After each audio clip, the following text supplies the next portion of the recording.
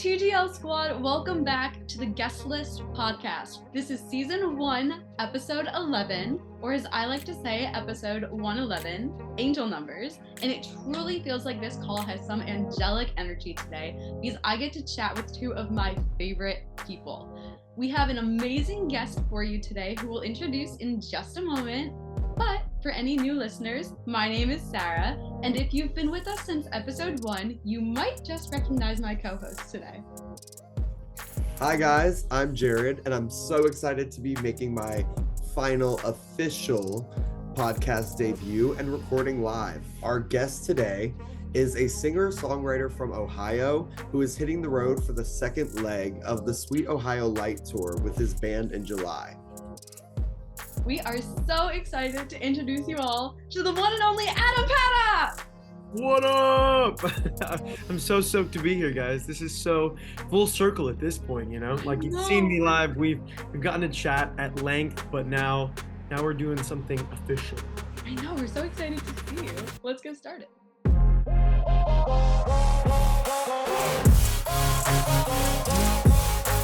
So Adam, obviously I've seen you perform. We've been talking a bunch over the past few months, but I feel like I don't know this story and I just have to. You are Adam Paddock and your band is Adam Paddock. So how did that happen? Yeah, I mean, to be honest, when I first started this thing, I decided that I would start a cult, you know, and and I think that's kind of like the place where it started, where it's like I watched some of my favorite bands basically have like not a name for their following or whatever, but just a way for like their fans to get really involved. And so one time I was on stage and like kind of slipped out kind of as a joke intent, like in the first place, but people took it seriously. And I said something like, I'm Adam Paddock, we're Adam Paddock, and after tonight you will be too. Like, haha, funny joke. But then people like took it and ran with it, and now they've made merch that says I am Adam Paddock, and see that out in the wild, which is pretty cool. And as we grow, it seems like that's kind of the bit that we've run with. And I mean, ultimately at the heart of it, what I meant by that was that my band makes me so much better. We are all a unit, and like the best product that we can give is with the people that we have played these 150 plus shows with. And yeah, so that's kind of what it meant in the first place, but it's taken on whole new meanings, and I think that's the whole point of art.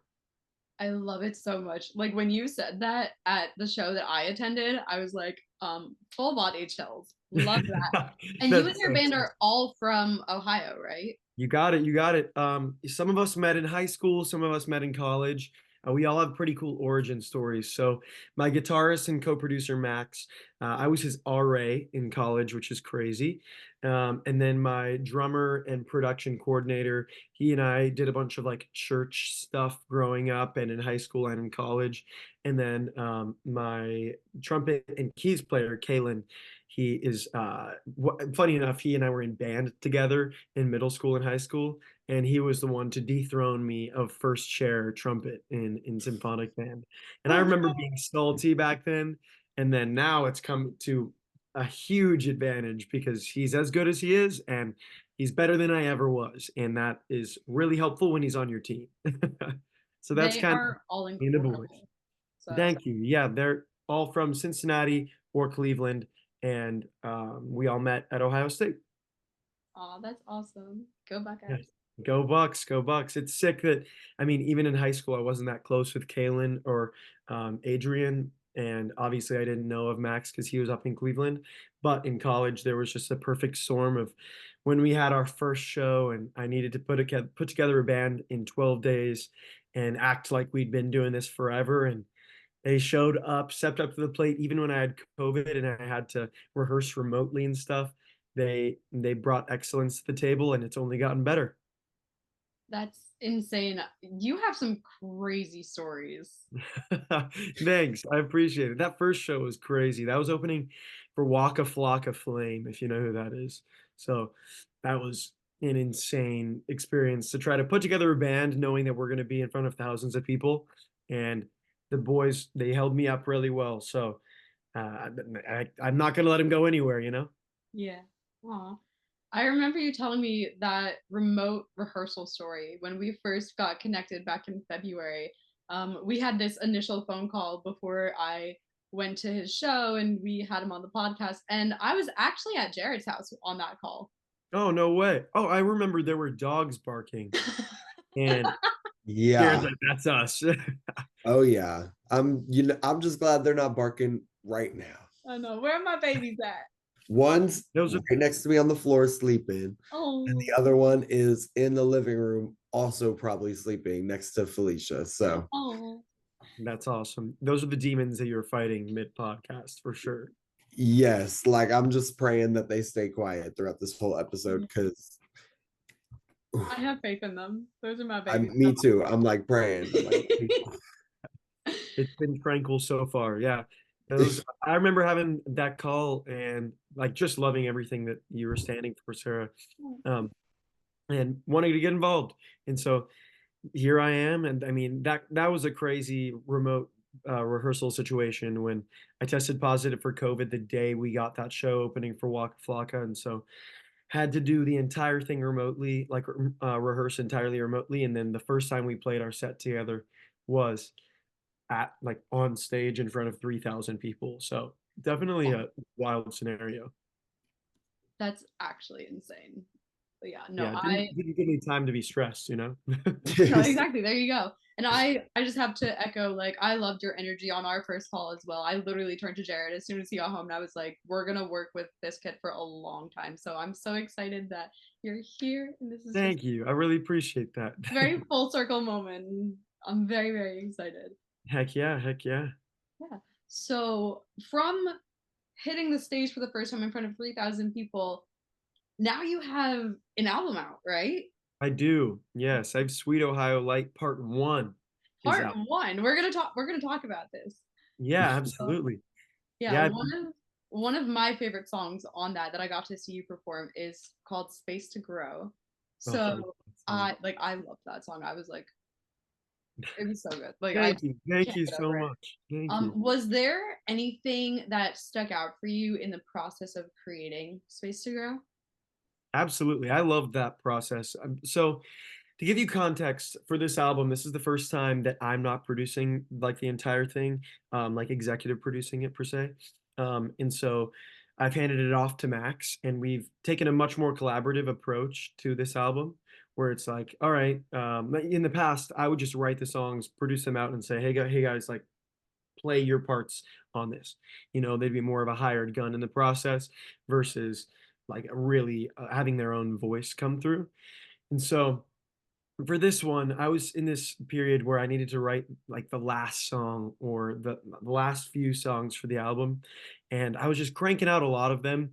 And to be honest, I was like just not having like writer's block, but I was at a point where I was writing a lot of songs that were decent, but nothing that was exceptional.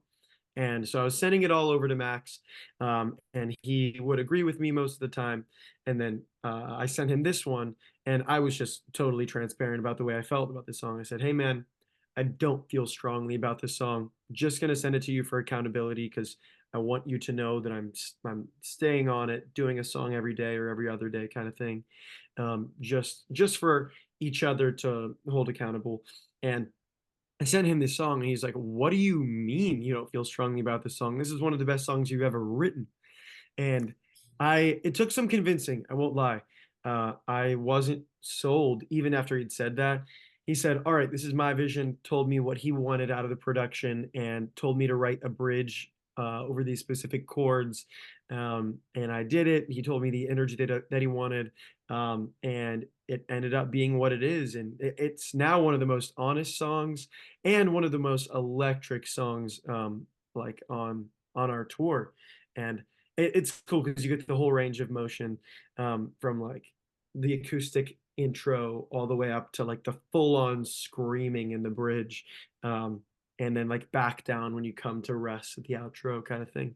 uh, so I think the process of that was pretty different and unlike any other song that we've done, and it's the one that I've received the most messages about, like really relating to people. uh, but I just never would have thought that would have been the one when I first wrote it. It was the quickest song that I wrote for the album. I wrote the verse, chorus in maybe 20 minutes.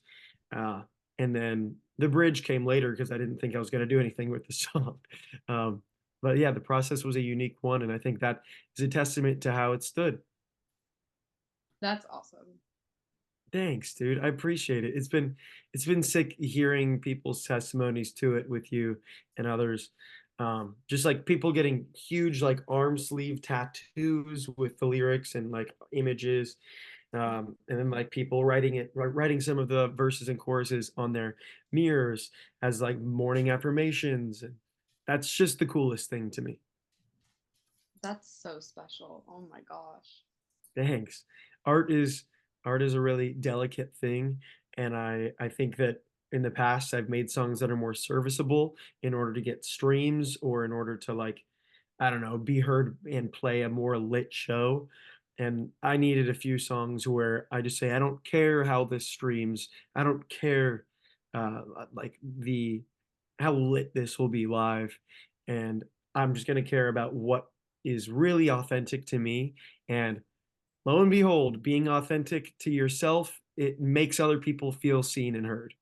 Yeah, I feel like we hear that story all the time, just in the music industry too, in general. Like we hear artists talk about, oh, I wanted it to sound so good and it didn't feel perfect and this didn't feel like the one to me. And then they put it out and it's on the album and it ends up being everybody's favorite.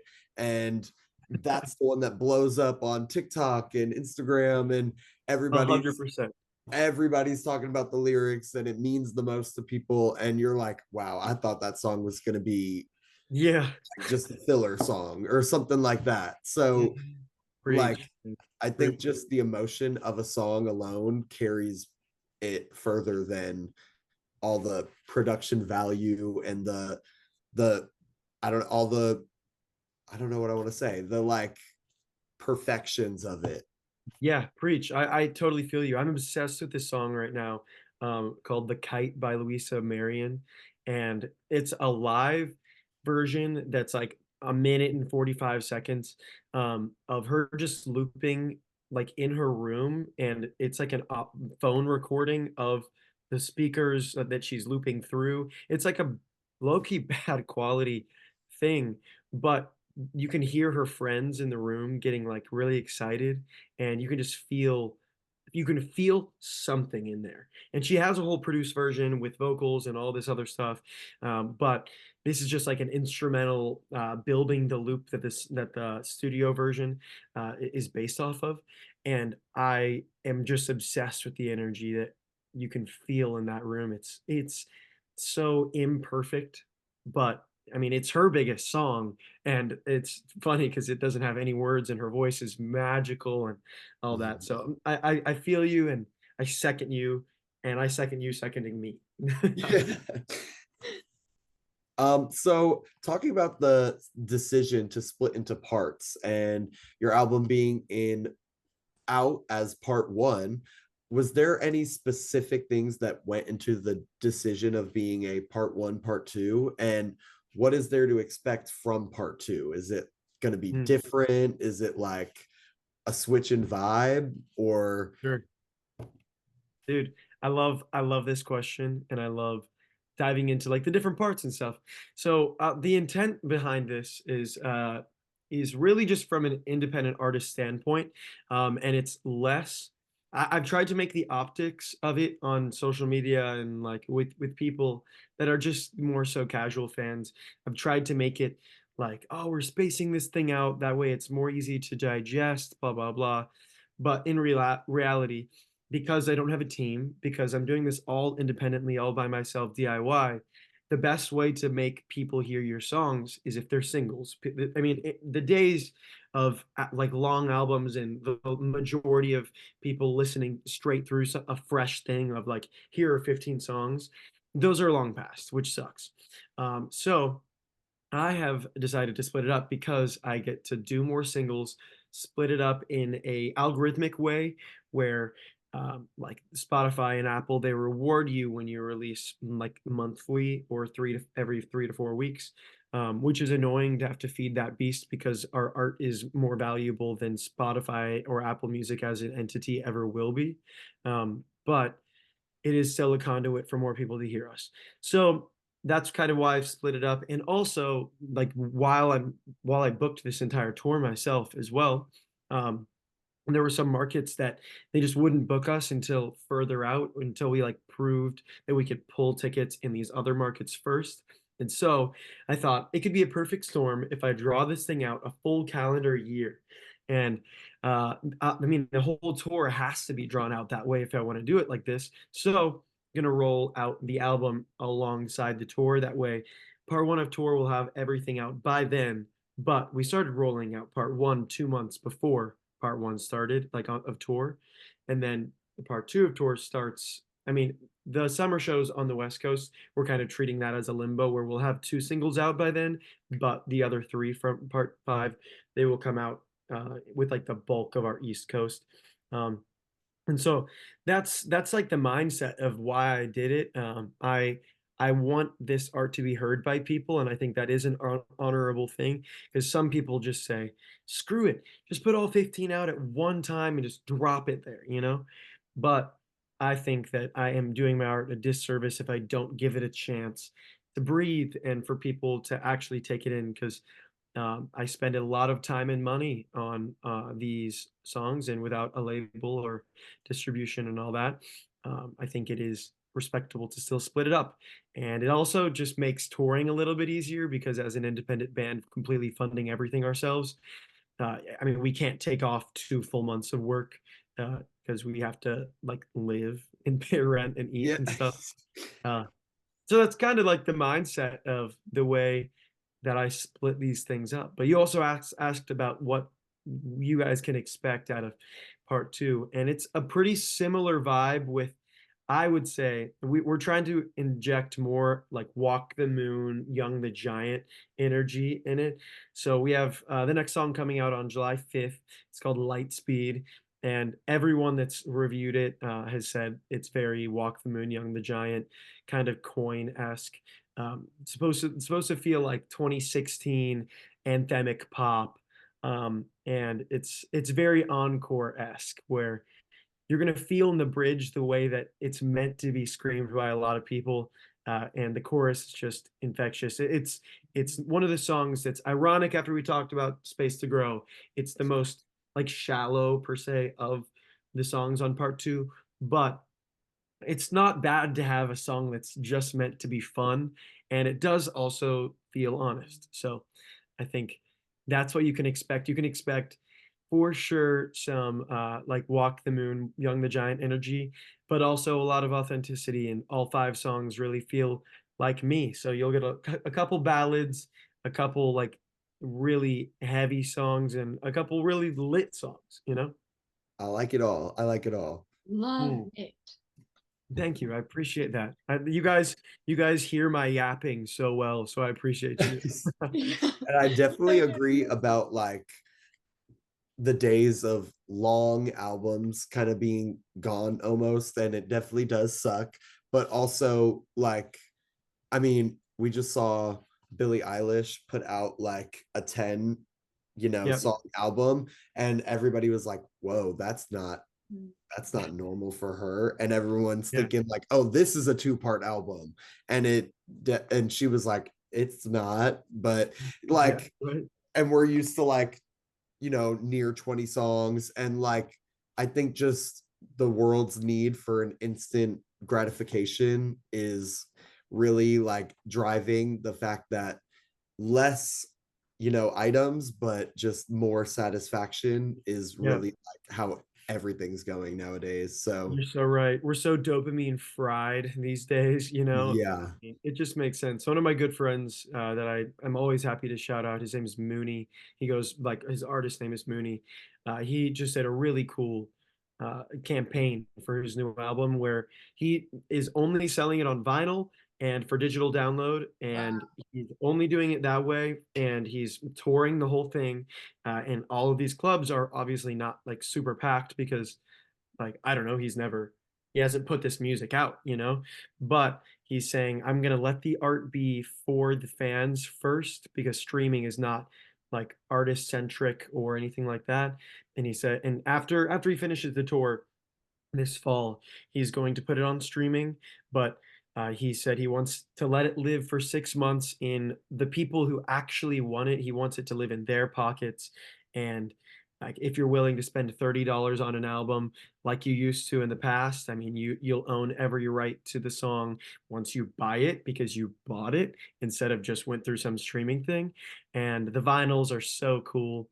I was one to buy the Bandcamp digital download and stuff, and I think that it inspired me a lot because he's basically just putting the middle finger to the man and saying, "Hey, I know you're trying to siphon us of all of our money, but there are still people out there who will listen and who will buy and who respect art." So I think that's a really cool initiative. And uh, yeah, we're very dopamine fried, and I'm trying to find a way around that where it still feels like me. It's still feeding the beasts of the algorithm, but it still is like authentic to the art that I want to create. Yeah, absolutely. That's awesome. And Thanks. I love that you shared that you guys are booking everything on your own because I know we talked about that and I just think that's the coolest thing. So Thank you so much. major, major props. Thank you. It's been crazy. A 23 date headlining tour was something that a bunch of agents explicitly told us we were not ready for and absolutely could not bring people out to. But Sarah, you can attest. I can. You guys were incredible. Let's talk about the tour dates that you've been on so far. Thank you. Yeah, I would freaking love to. It's been a ride so far. We have 8 down of the 23 that are booked so far. That's incredible. Oh my God. Um, Yeah, there's like plenty of highlights, plenty of lowlights.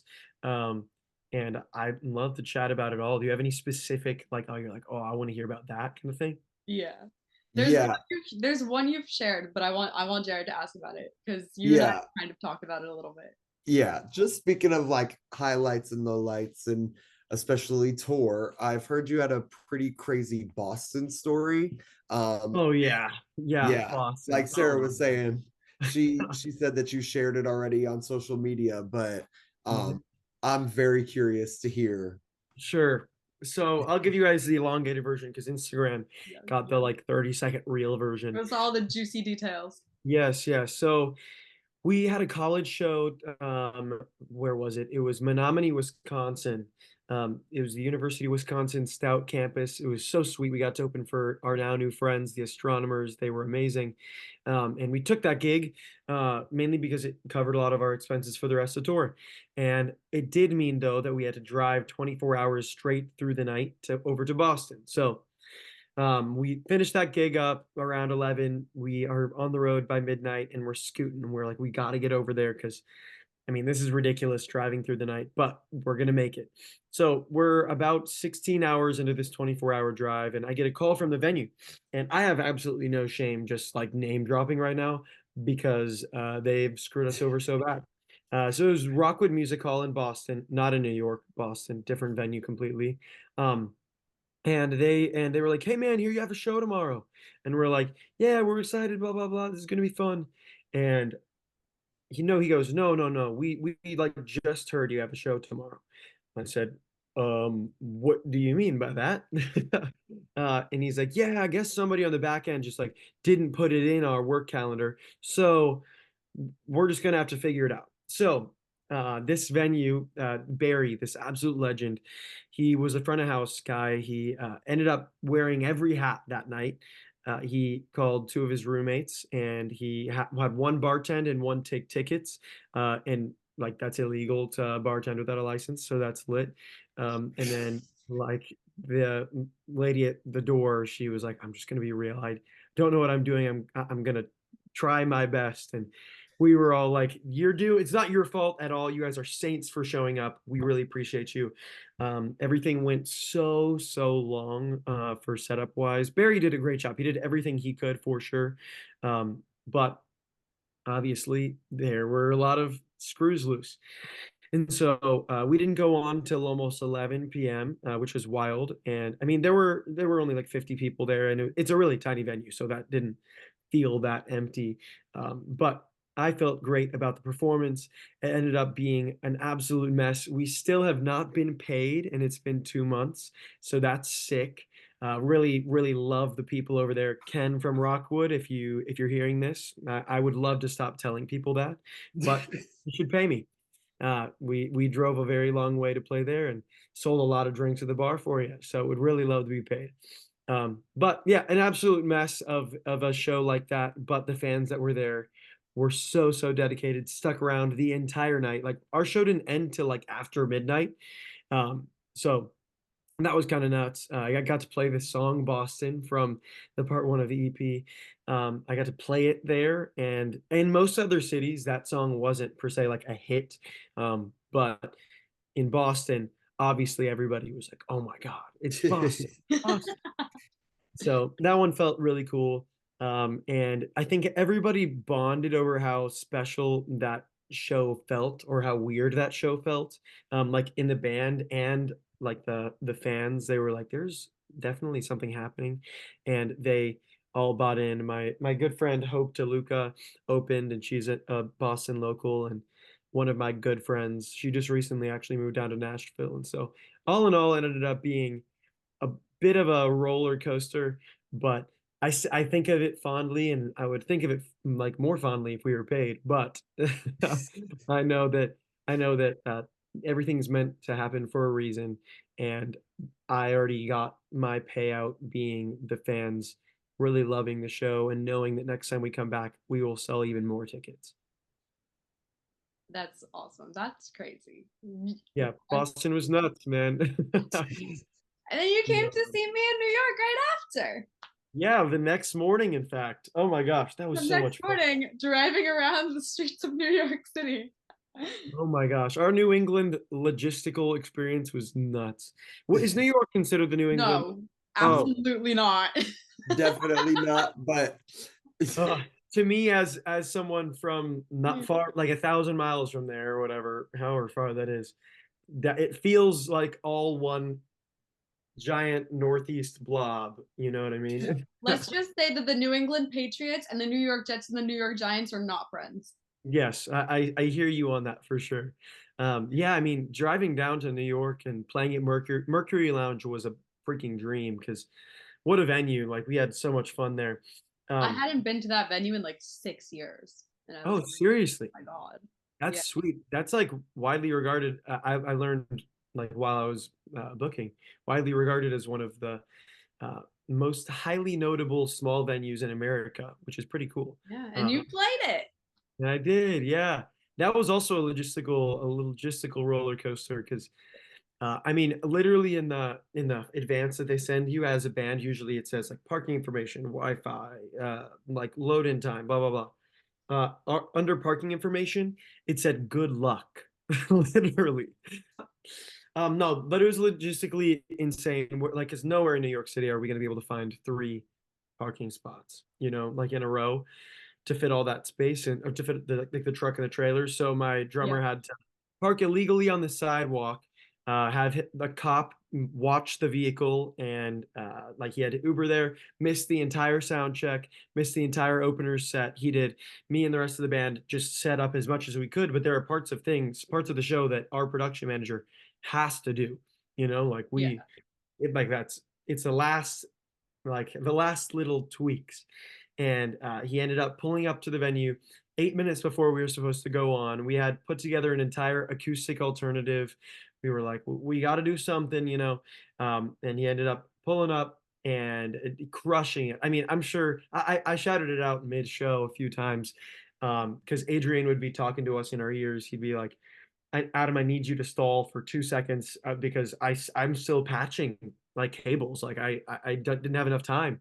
Yeah. And I think transparency was a good thing, honestly, because I think that the fans and everyone who's in the room felt how DIY it was and felt how authentic that like we are doing this completely ourselves and you guys are there to support us in that exact effort and that endeavor.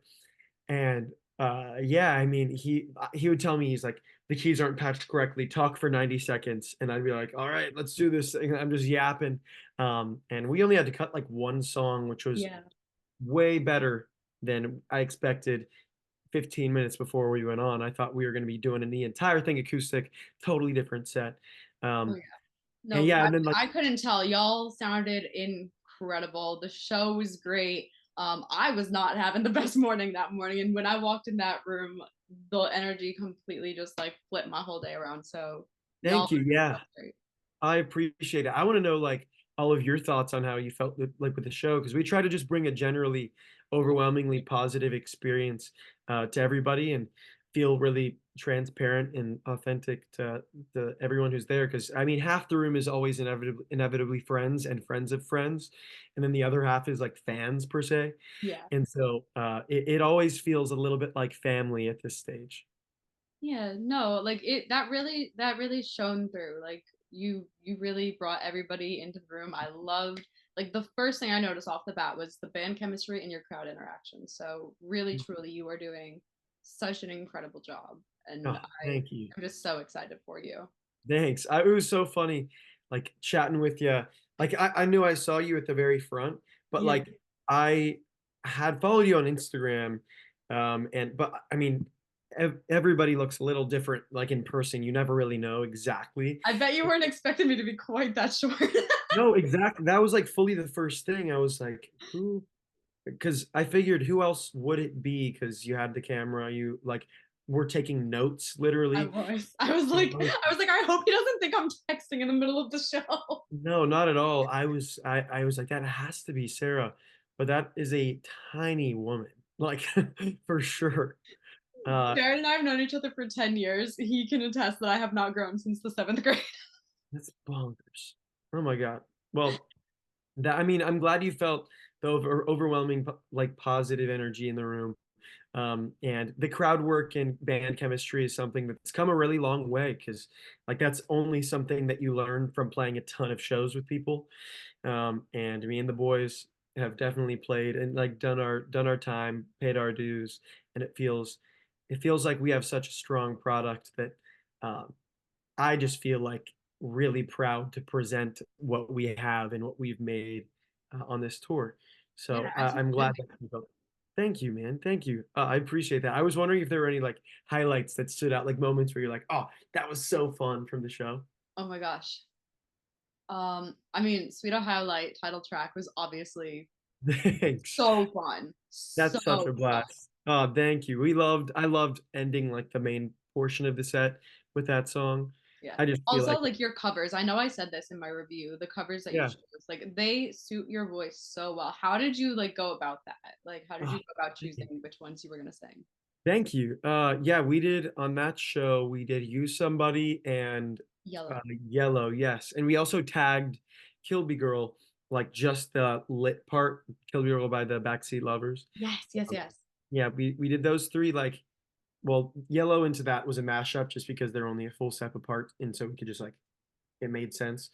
And then Use Somebody, it just made sense. People were like, dude, you should do that song live. That would make a lot of sense for your band and the sound that you're heading in, because the whole Kings of Leon, I don't know, that kind of energy that we bring with this new stuff, like that's where the lane we're trying to be in with like the Kings of Leon, the Killers, Coldplay vibe. Use Somebody just made sense. And I mean, after we played it the first time in Nashville, we said, yeah, this makes so much sense. And Yellow was one where Coldplay's just been a huge influence for us for a long time, and we're like, well, duh, we're gonna play that song on tour because, I mean, we're exhausting it definitely by the end of this tour. This will be the last time that we like have it in our regular rotation, Oh, but we feel like it's served us really well, and it's fun to hear everybody scream it back, and there's always an audible shift, uh, like in the room when we play those covers, and we've done a really we put our set list together very intentionally and make everyone a little bit different, but we know the anchors of like our originals and covers that are like always going to have their space, and then we just do the rest filler based on the way the show feels. So yeah, that's how we chose them. that's awesome. Yeah. So you mentioned that you have your anchors. Are there any like surprises coming to the second leg set list that you can kind of tease? Yeah, I mean, for the second leg, we're changing the encore. So Gosh. Okay. I loved your encore too. Just saying. thank you. Oh, I really appreciate that. That it was like an EDM remix yeah. of our first That was Milky Way, right? of Milky Way. Yeah, yeah, yeah. Of the first song I ever put out, the first song I ever not it's the first song I ever produced, and it's the first song I put out. And I think that it's just one where we're like paying homage to like how special it is that we get to do this. And it's by no means our biggest song, by no means our most streamed song, whatever. But the people that have been around for a long time know Milky Way. And it was our reimagination of this is like the way that this is the way that we should end this because it's the way we started it. And it just feels very full circle. And I think about every show as its own entity and how can we make it feel like you've been with us for the past 4 years, and that's the way we did that. So but we're going to change that up, and we're also going to maybe throw in a different cover here and there. There are a couple of stage antics that I'm going to try. Well, I guess I shouldn't say stage antics, but yeah, Shenanigans. yes, I'll let you show up and find out, you know. There are a couple new gags where I like have been to a ton of shows in this downtime in between legs, and I'm just stealing everyone else's best parts of their show. I mean, an impression is the best form of flattery. So Exactly. You know how it is. Yeah, I'm so stoked for these shows because a lot of these markets I've never been to. I keep glancing over here because I have like the tour poster on my wall and stuff. You can kind of see it yeah, right there there. you go. I'm stoked with how that turned out and the amount of cities and all that. So yeah, part two is shaping up really well. Oh, that's so exciting. Thanks. I Dude, appreciate I'm just so stoked for you. I can't even handle it. I appreciate you so much. That means a lot for real. Yeah, and now that you like have seen the product live and you've listened to everything on streaming, I feel like you really have a comprehensive view of who we do, who we are, and what we do. And we are all Adam Paddock, you know. There we go. So I'm sure you've got plenty to do to get ready for the second leg of the tour. But before you go, is there anything else you can clue us in on what we should be looking out for from you or the band? And also feel free to plug all your socials and let everyone know where we can find you across the internet now. Oh, I appreciate that so much. You guys have been the sweetest, and I love interviews where I can tell that you guys have done your homework, and that means a lot to me. I'll say, I mean, there's not much else to tease per se, because everything is out there. I'm like, ask me whatever. But things that I'm very excited about that I've only barely mentioned on socials and all around are we're doing vinyl for the album, Yeah. which is a big deal for me because I love vinyl and I know it's pretty outdated, but there is totally still a market out there. So if you like the Kings of Leon, Killers, Coldplay world, and you like our tunes, you can already pre-sale, pre-order the vinyl and everything. It's all just through my links in every bio. If you're trying to find me, it's just at Adam Paddock, AdamPaddock. And yeah, I just feel great about like where we're going next. And I think that this second portion of tour is setting us up so well for next year. And I am just so thankful and appreciative of everyone who either is just now hearing about me and my music right now, and the people that have been around for the past 4 years and have built the foundation for this brick by brick because this feels like a new beginning after many years of building a catalog, building a band, building a fan base in different cities. And now we're on the marathon now. We've just been doing a bunch of sprints, and I feel honored that I have a pretty solid marathon group to run with. Stop, I'm gonna cry. I love that for you. Like I Thank really you. I truly do. appreciate you. Like Thanks. I'm so glad that we've connected over the past few months and I've gotten to see you. And you're gonna be in Atlanta on this second leg, right? Heck yeah, well, Or September maybe 20th. Let's September go. 20th. Okay.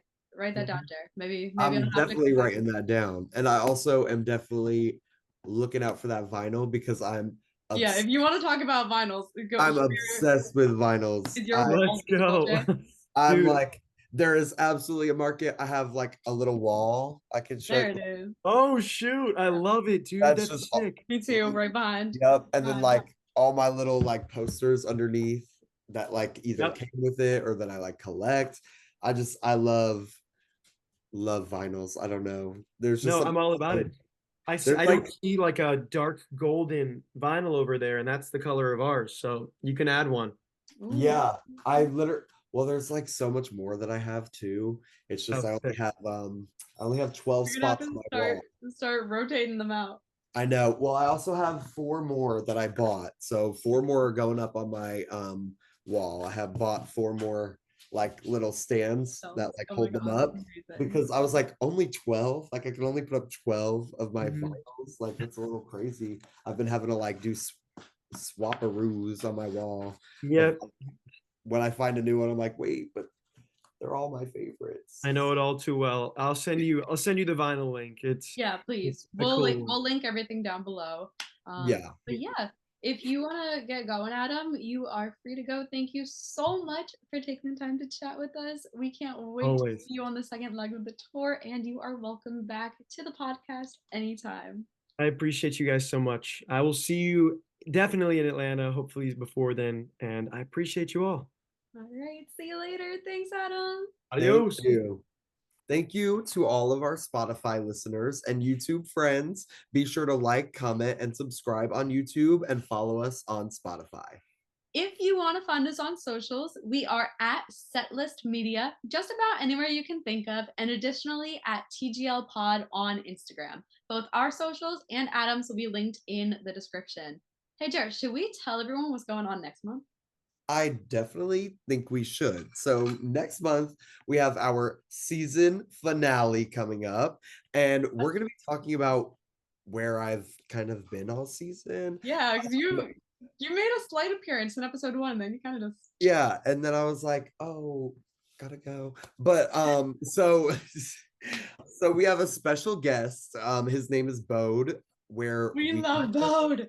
where we're kind of going to be talking about the world that me and Sarah grew up in and the music that comes around in cheer and how that relates to the music world as a whole. So that'll be exciting. A look into season 2 is coming up. Are we doing that now or are we doing that next episode? I think we can hold them in suspense a little bit longer. But yeah, guys, we're going to be looking into season 2. We're going to be making some big announcements, and we cannot wait. So with that, I think all that's left to say is see y'all at the finale.